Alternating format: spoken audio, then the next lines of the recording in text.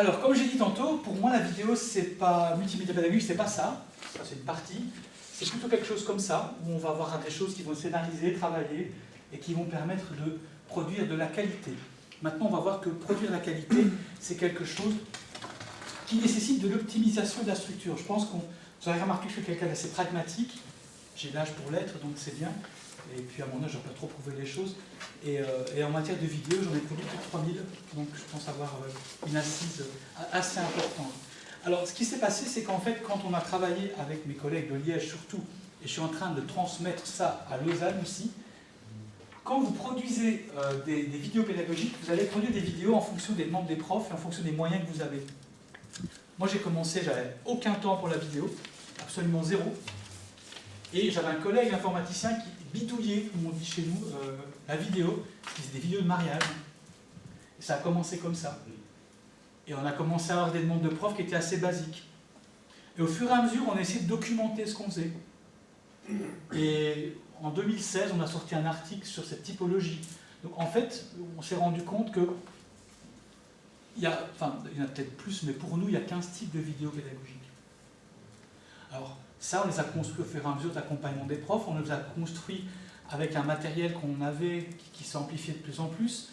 Nous, je vous dis, on a commencé en 2008 avec un caméscope. Maintenant, la cellule MOOC que j'ai quittée pour venir à Lausanne, elle a 8 personnes. Elle a plus d'1,5 million de fonctionnement.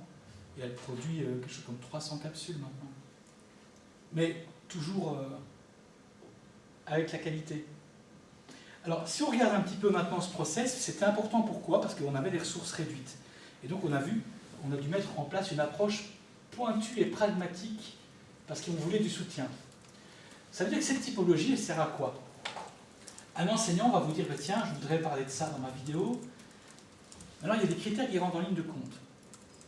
Et donc, cette typologie, en fait, elle sous-tend un pragmatisme qui tourne autour de 4 dimensions. La première dimension, c'est quel est l'investissement que l'enseignant peut mettre là-dedans. Et ça, il n'y a personne qui réfléchit comme ça. Donc, première dimension, quel niveau d'investissement le prof peut mettre. Deuxième dimension, quel niveau d'investissement le conseiller peut mettre.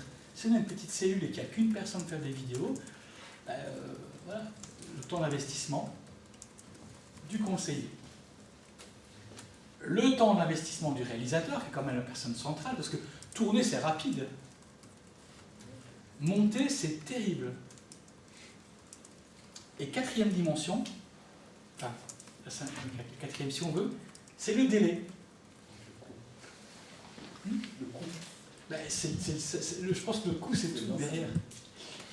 Et le délai, pourquoi? Parce qu'en fait, si un prof vient vous voir aujourd'hui et dit, écoute, je voudrais vraiment tourner une vidéo là-dessus, mais ok, cette vidéo est assez complexe, il peut peut-être aller la tourner, ça demande un peu de préparation d'écriture, on la tourne dans 3 semaines, mais avec le pipe dans lequel se trouve mon réalisateur qui est tout seul, tu ne l'auras pas avant fin septembre. Quoi.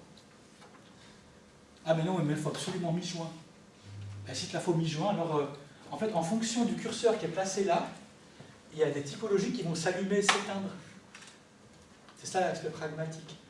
Donc, si un prof veut un truc tout de suite, prêt la semaine prochaine, parce qu'il en a absolument besoin, ben, je vais lui recommander des typologies assez légères en temps d'investissement et en délai.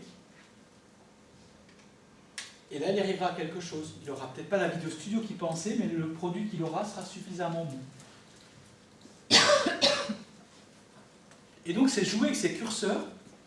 Il faudrait un jour que même je programme cette interface, où en fonction de l'endroit où on met le curseur, les typologies s'allument et s'éteignent. C'est tout le travail qu'on a mis en place pendant 8 ans et qui va soutenir ce qu'on va faire à Lausanne aussi et qu'on peut travailler avec l'ensemble des collègues.